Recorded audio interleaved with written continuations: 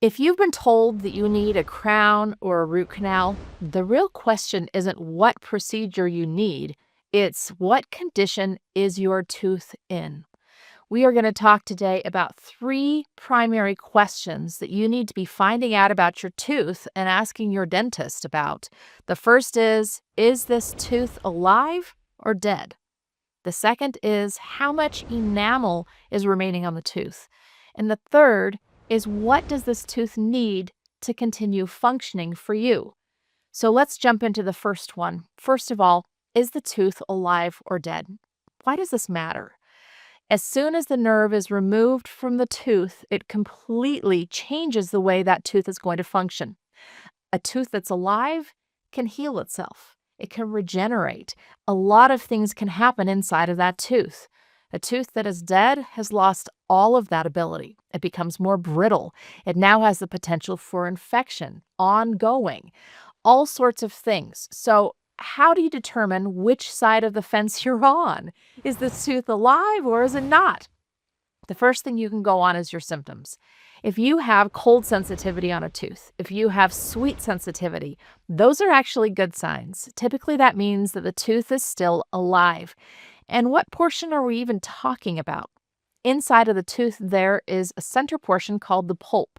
That pulp contains the nerve and the blood vessels for that tooth.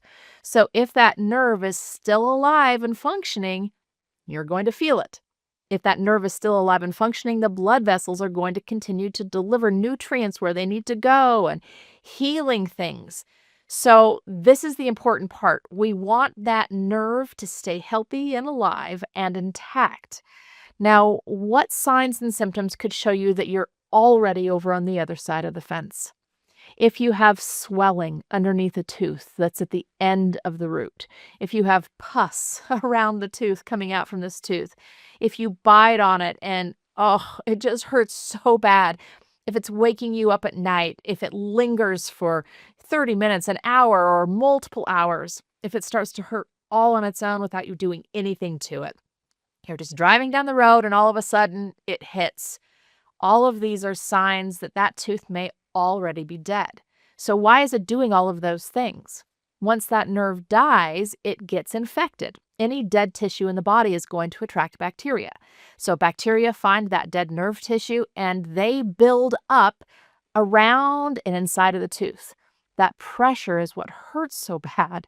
And then once it extends beyond the end of the tooth, it creates a bubble. And every single time you chew, it's like stepping on that bubble or blister, and it's painful. Not only that, but it's sending that infection throughout the entire body. So that is the fence you need to figure out. Are you on one side or the other of? The dentist is the other place to find this information out at. So you need to go and visit your dentist and find out, is my tooth still alive or is it already dead?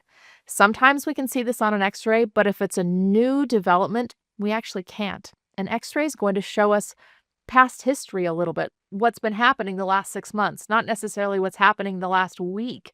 So we also will detect symptoms and ask you about those things. Is it still cold sensitive? We might put cold on the tooth to see if you can feel it. Is it still sweet sensitive? Those are all things that we're going to ask at the dental office as well. Remember, as soon as that nerve has died, our decisions change. The options change. And once that nerve is dead, you really do have a decision to make. Because at that point, the only option is to do a root canal, which is removing that dead tissue, filling up the inside of the tooth, or removing and replacing the tooth.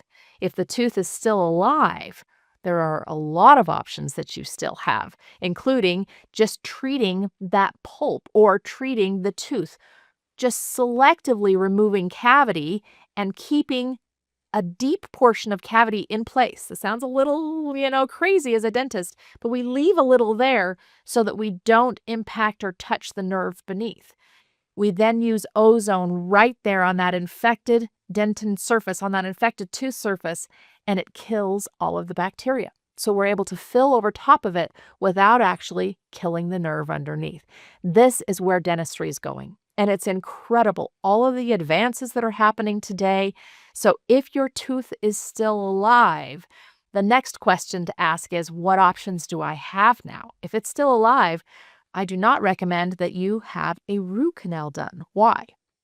what I just told you. Once that nerve is gone and dead, the whole story changes. Now there's no regeneration possible. There's no healing possible. It is that way forever. And remember, dead tissue attracts bacteria. There's always going to be dead tissue left in these teeth, and this leads to potential for infection down the road. Keep the tooth alive if you can. So that comes the next question. Okay, if we do selective decay removal, just a little bit of the cavity, we leave the nerve intact, and the tooth stays alive. What's next? What about a crown? Now, a lot of people have said a crown is terrible. You should never have a crown. Well, let's talk about this. Why? The enamel is amazing. It's the outside surface of the tooth. It never grows back on its own. First of all, I wish it could, but it can't. So once it's gone, it's gone. Number two is it's stronger than anything we can put on your tooth when it comes to restorative materials. So it's the best you're ever going to get. Number three is actually that's what we bond a dental material to. That's what we bond our porcelain to. So the more enamel that can stay there, the better we're going to be able to glue something to it. So if you have completely broken your tooth off, there's very little left, there's a lot of decay, maybe there's just not enough enamel there to really do anything with it. So a crown has to happen. All the enamel is removed, makes enough space for that porcelain to fit over top, and the entire tooth is replaced with porcelain material. Now, that may be your situation, but it's not always. If there is still a portion of good enamel, of good tooth left, you can do something called an onlay or other partial coverage. They're called partial coverage restorations. They cover part of the tooth, basically, and not the whole tooth. An onlay is the one that we do frequently in our office. We leave all the good enamel there because remember, we can't grow it back. It's the protective part of the tooth. If we leave it there, we're better off. We can actually preserve that tooth. We can bond to it better. So we just remove the part that's maybe already gone or the part that's decayed or that needs a little bit of extra support so that the chewing stays strong. We replace that with porcelain, but we leave whatever we can behind. So hopefully you're starting to understand that the best tooth that you ever will have is the one you were born with. The best materials, the best nerve, the best all of that. But we know life intervenes. You may have had some dental issues, some dental decay. But what phase are you at right now? Is the tooth already dead? If so, go check out my videos about root canals, about options there, about how to replace that tooth if that's the choice that you're making, about what signs and symptoms may show up for you, and what systemic or all body health conditions may be related to those choices. That's important. If it's still alive, yes, this is so great. Ask about doing ozone treatment, antimicrobials that are going to kill the bacteria but leave the nerve intact.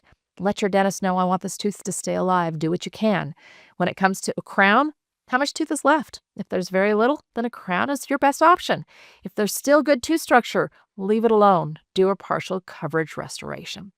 These are the 3 questions you're going to ask your dentist. Remember, is my tooth alive or not? How much enamel is here? And what do we need to do to ensure that I'm going to be able to continue chewing with this tooth for a long time? These are questions that you should ask, and your dentist should be able to answer for you. Hopefully this has helped. If you want more information about root canals, about crowns, about really the implications of all of these things, please go check out my other videos on this topic. This is information that is really cutting edge. This is where dental research is happening up to date today. These are the things we're talking about. These are the things that we're innovating about. And it's honestly a great time to have teeth because there are so many options out there. My job is to just help you learn them, help you know about them, and help you be educated enough that you can go and have a conversation with your dental provider and tell them what you expect of them and how you would like them to help. So if this has been helpful for you, please subscribe below, send this to someone who might need to hear it, and just keep checking back because my mission is to help you live well. And if you can have a healthy mouth, you can have a healthy you. Thank you for watching.